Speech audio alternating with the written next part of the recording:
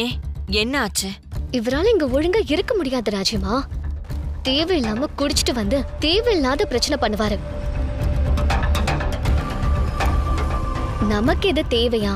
நீங்களே யோசிங்க. அம்மாடி அம்மாடி அம்மாடி, என்னம்மா கோவத்துல நீ பாட்டுக்கு வாய்க்கு வந்ததெல்லாம் சொல்லிட்டு இருக்கியம்மா. முதலாளி அம்மா என்னை பத்தி என்னமா நினைப்பாங்க? இங்க பாருங்க, சண்மதிக்கு போய் சொல்ற பழக்கம் கிடையாது. இப்ப நீங்க சொல்லுங்க, உங்களுக்கு குடிக்கிற பழக்கம் இருக்கா? இருக்கு. பாத்தீங்களா?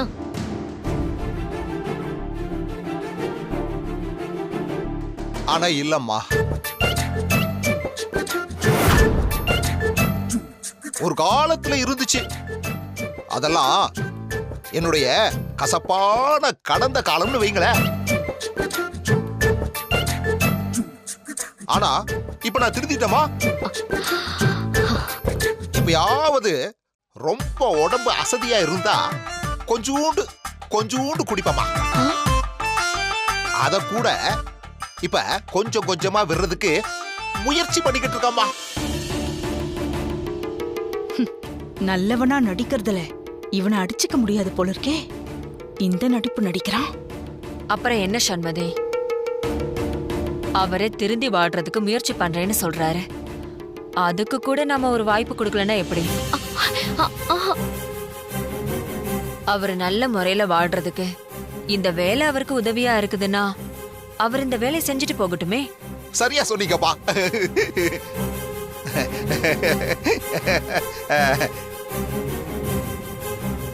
இப்ப நீங்க எங்க தங்குறீங்க?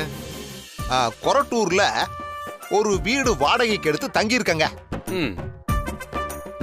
அவ்வளோ தூரத்துல இருந்து தினமும் இங்க வேலைக்கு வர்றது கொஞ்சம் சிரமமா தான் இருக்குது. அதுக்காக நீங்க என்ன இங்கேயே தங்கிருங்கன்னு சொல்லிடாதீங்க.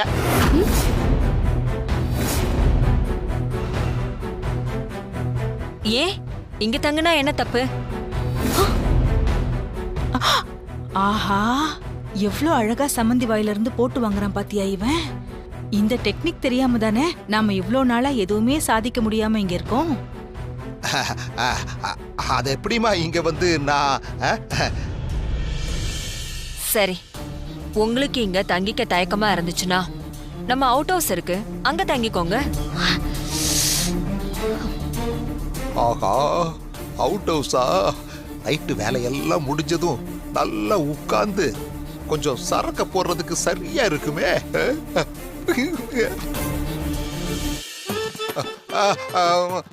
சரிம்மா, உங்க விருப்பம்.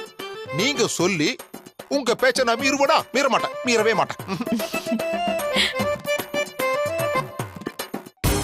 ராஜிமா, அவருக்கு வேலை கொடுத்ததே பெருசு, இதுல அவருக்கு தங்கறதுக்கு வேற இடம் கொடுக்கறேன்னு சொல்றீங்க. என்ன ராஜிமா? அம்மாடி சண்மதி, குடுக்கற தெய்வத்தை ஏமா நீ தடுக்கற? அவங்க மனசு போல அவங்க செஞ்சுட்டு போறாங்க. இதுல என்னமா இருக்குது? சித்தப்பா, அதான் அம்மா உங்களை அப்பாயின்மெண்ட் பண்ணிட்டாங்கல்ல, அப்புறம் நின்று பேசிக்கிட்டு இருக்கீங்க. என்னங்க கார் சாவி? முதல்ல காரை தொடச்சு வைங்க, நான் ஆபீஸ் கிளம்பணும். சரிங்க முதலாளி மாப்ள, வர்றமா வரங்க.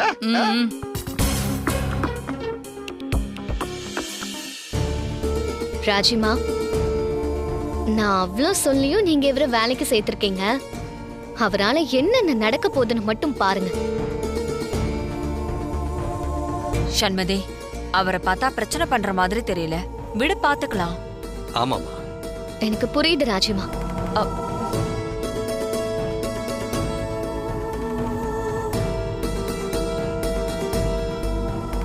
கார்த்திக்,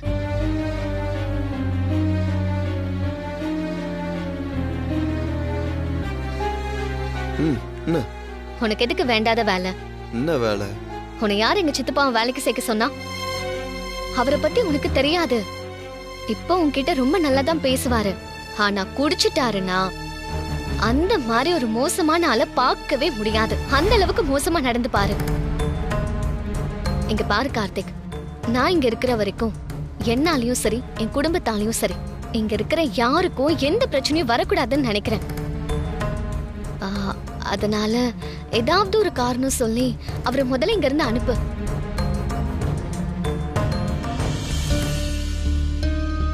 என்ன? நான் எனக்கு டிரைவரா யார வேணா வேலைக்கு வச்சுக்க போறேன். இதுல உனக்கு என்ன பிரச்சனை சண்மதி? என்கிட்ட வந்து அவர் வேலை கேட்டாரு. எனக்கும் டிரைவிங் கால் தேவைப்பட்டதுனால நான் அவரை வேலைக்கு சேர்த்துக்கிட்டேன்.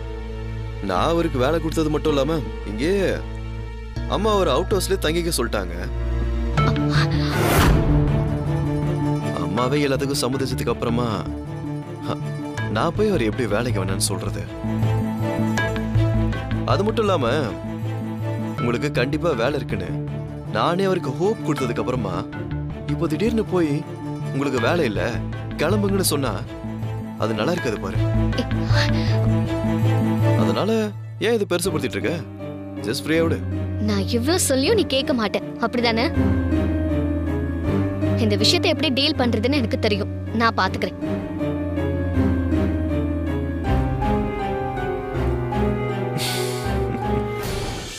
ஆண்டவன் படைச்சா என்கிட்ட கொடுத்தா அனுபவி ராஜான்னு அனுப்பி வச்சா, என்ன அனுபவி ராஜான்னு அனுப்பி வச்சா. ஆண்டவன் படைச்சா என்கிட்ட கொடுத்தா அனுபவி ராஜான்னு அனுப்பி வச்சா, என்ன அனுபவி ராஜான்னு அனுப்பி வச்சா.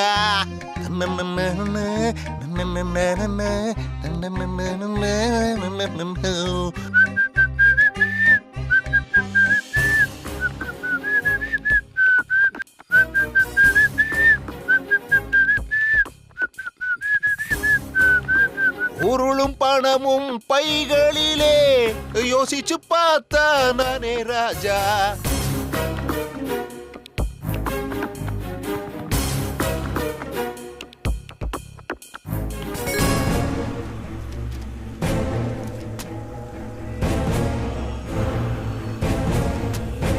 என்ன சண்மதி ஏதோ வீடியோ அனுப்பிச்சிருக்கா?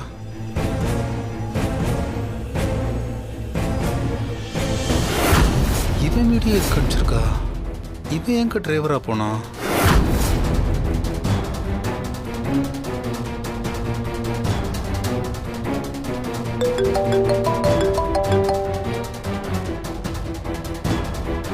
சொல்லுமா.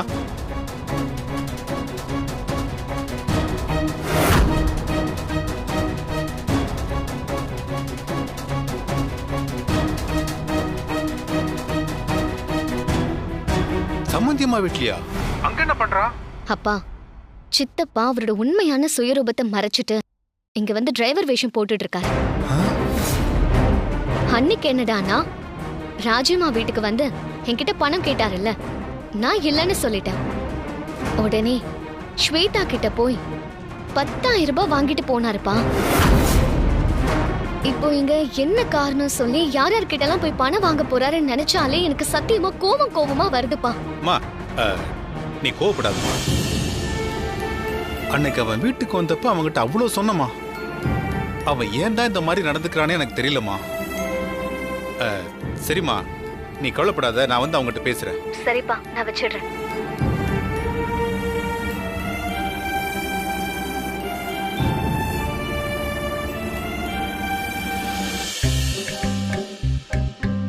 எங்க இன்னும் முதலாளி மாப்பிளைய காணோம்? டைம் வேற ஆயிருச்சே, இன்னும் காணமே.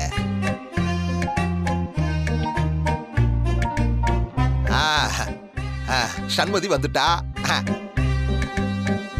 வாமா வாமா வாமா.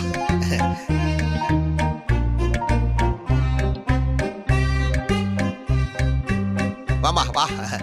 என்னம்மா, ஆபீஸ் கிளம்பியாச்சா? ஆமா சித்தப்பா. சரி, கார்ல ஏறு. முதலாளி மாப்பிள வந்த உடனே கிளம்பிடலாம். நான் என் ஸ்கூட்டில போய்க்கிறேன் சித்தப்பா. ஆமா இரு, பெரிய வீட்டு மருமகமா நீயே. நீ இப்படி 2 வீலர்ல ஆபீஸ் போனா நல்லா இருக்குமா? வந்தாவா கார்ல போய் இறங்கினா தானே அது உனக்கும் பெருமை, நீ வாக்கப்பட்ட குடும்பத்துக்கும் பெருமை. சித்தப்பா, நான் தினமும் ஆபீஸ்க்கு இப்படிதான் போயிட்டு இருக்கேன். எனக்கு லேட் ஆச்சு, வழி விடுங்க, நான் போகணும். இத பாருமா, இது வரைக்கும் நீ இப்படி எல்லாம் போயிருக்கலாம். ஆனா இனிமே தினமும் கார்ல தான் ஆபீஸ் போகணும். கொஞ்சம் இரு, முதலாளி மாப்பிள வந்துடட்டும். உங்க 2 பேரையும் சேர்த்தே கூட்டிட்டு போய் அவங்க உங்க ஆபீஸ்ல டிராப் பண்ணிடுறேன். இவரு வேற நிலைமை புரியாம பேசுறாரே, இப்ப என்ன பண்றது? சித்தப்பா, சென்னையில இருக்கிற டிராபிக்க பத்தி உங்களுக்கு தெரியாது. எனக்கு இப்பவே ஆபீஸ்க்கு ரொம்ப லேட் ஆயிடுச்சு. இதுல உங்க கூட இப்ப இந்த மாதிரி பெரிய கார்ல வந்தா நான் கண்டிப்பா மாட்டிப்பேன். அதனால நான் 2 வீலர்லயே போய்க்கிறேன். வழி விடுறீங்களா? ஐயோ, அப்படியெல்லாம் விடவே முடியாதுமா. நீ கார்ல தான் போய் ஆபீஸ்ல இறக்கணும். இது சித்தப்பாவோட கௌரவ பிரச்சனை. உன்னை டயத்துக்கு கொண்டு போய் ஆபீஸ்ல டிராப் பண்ண வேண்டியது என்னுடைய பொறுப்பு. நான் பாத்துக்கிறேன், நீ பேசாம இரு.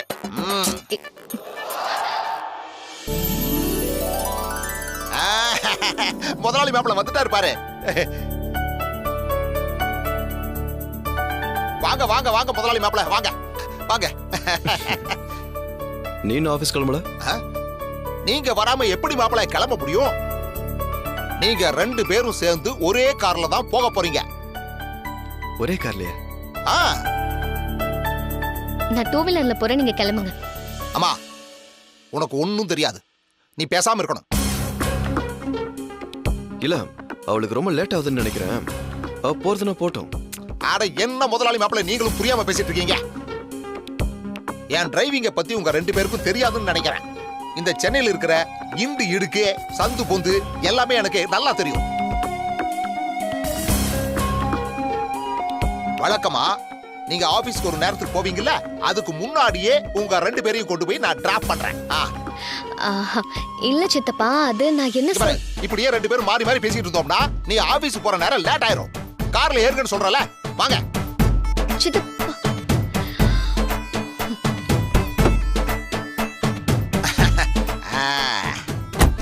வாங்க வாங்க வாங்க வாங்க. இவர் விடமாட்டாரு போல இருக்கே. தேவையில்லாம இவர் கூட வாக்குவாதம் பண்றதுக்கு நம்ம இதுலயே போயிடுவோம்.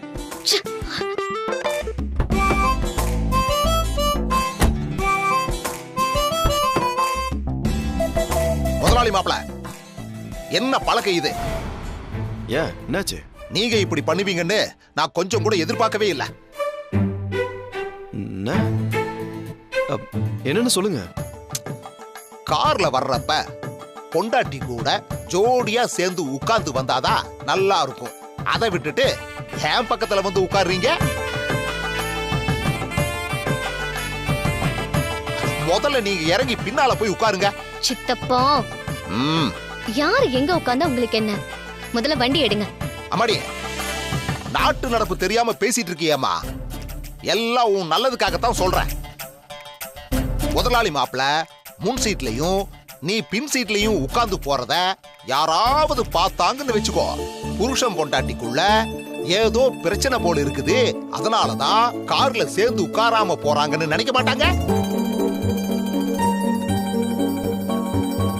நீங்க 2 பேரும் அன்பா, அனுசரணையா, அந்யோன்யமா, இணைப்பிரியாத தம்பதிகளா இருக்கீங்க.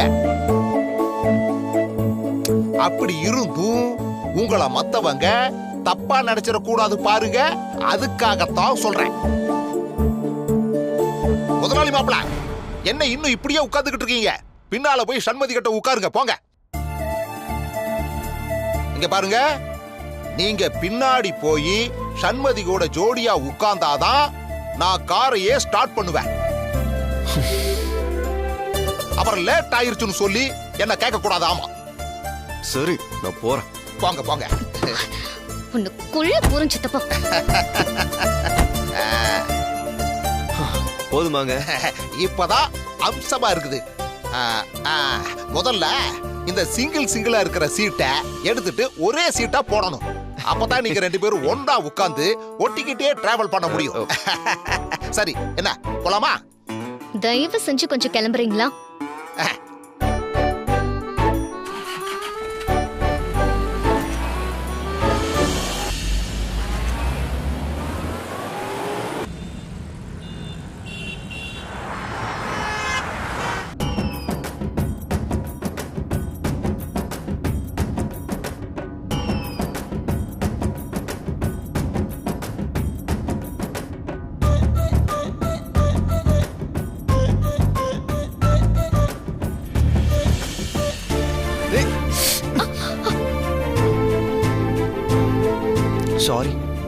சித்தப்பா கொஞ்சம் பார்த்துதான் வண்டி ஓட்டுங்களேன்.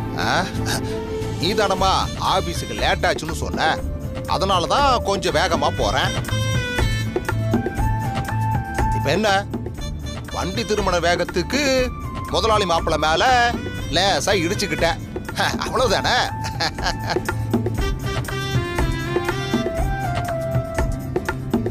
நீ மாப்பிள்ள கூட ஜாலியா வேடிக்கை பார்த்துட்டே வாமா.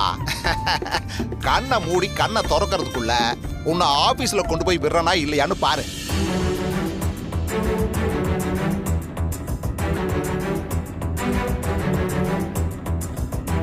ஆமா, இவ்வளவு வயசாயும் நீங்க என்ன கல்யாணம் பண்ணிக்கல? கல்யாணம் தான் ஆகலையே தவிர, ஆனா எனக்கும் நிறைய ஆட்டோகிராஃப் இருக்கு முதலாளி மாப்பிள்ள. ஓஹோ, ஆட்டோகிராஃப்ல இருக்கா? சூப்பர். என்ன பிளாஷ்பேக் உங்களுக்கு சொல்லுங்க. அது பெரிய கதை மாப்பிள்ள. ஆபீஸ் போய் இறங்குற வரைக்கும் எங்களுக்கும் கொஞ்சம் நேரம் போகணும்ல, சும்மா சொல்லுங்க. எனக்கு ஒரு 25 வயசு இருக்கும் போது எங்க ஊர் போஸ்ட் மாஸ்டர் பொண்ண உயிருக்கு உயிரா காதலிச்சேன். வாவ். நான் காதலிக்க ஆரம்பிச்ச 2-3 மாசத்திலேயே கல்யாணமும் நிச்சயமாயிருச்சு.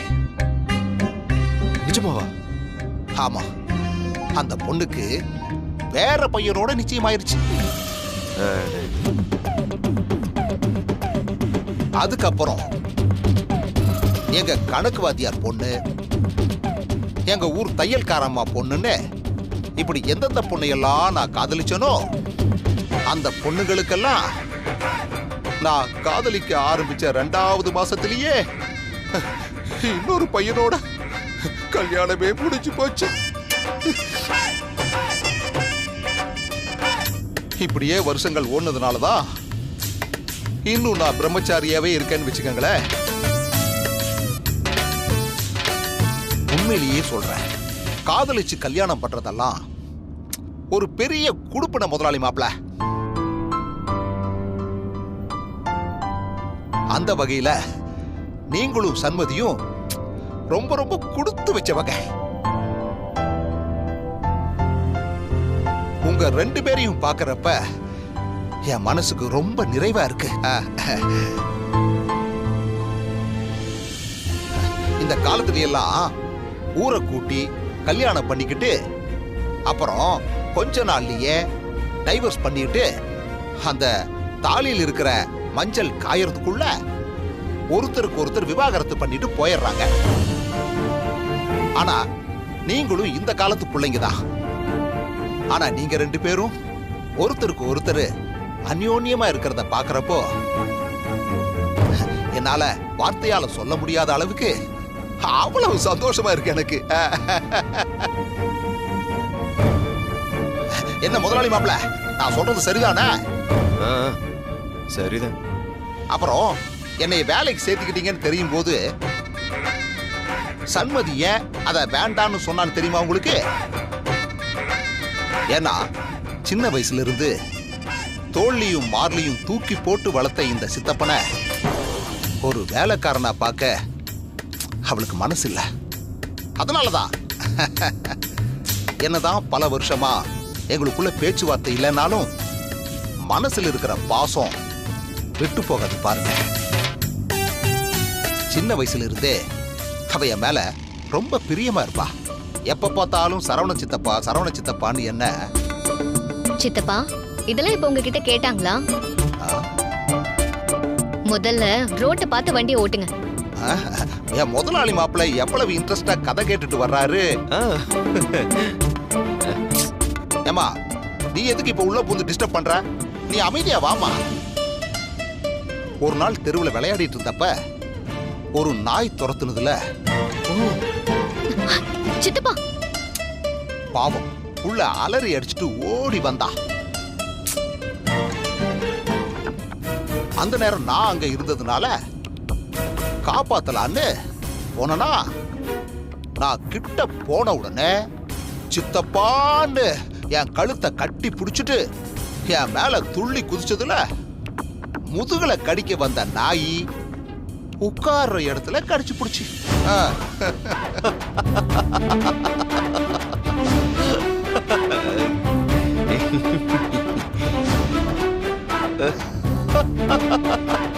அப்புறம் என்னாச்சு தெரியுமா? சொல்லுங்க என்னாச்சு? சித்தப்பா கொஞ்சம் நிறுத்துறீங்களா? இப்ப இந்த கதை ரொம்ப முக்கியம். முக்கியம்தாம்மா. இந்த விஷயத்தை எல்லாம் முதலாளி மாப்பிள்ள தெரிஞ்சுக்க வேண்டாமா? ஆமாமா, தெரிஞ்சுக்கணும். ஆ, அது மட்டும் இல்ல, கதை வேற ரொம்ப இன்ட்ரெஸ்டிங்கா போயிட்டு இருக்கு. ம், நீங்க மேற்கொண்டு சொல்லுங்க.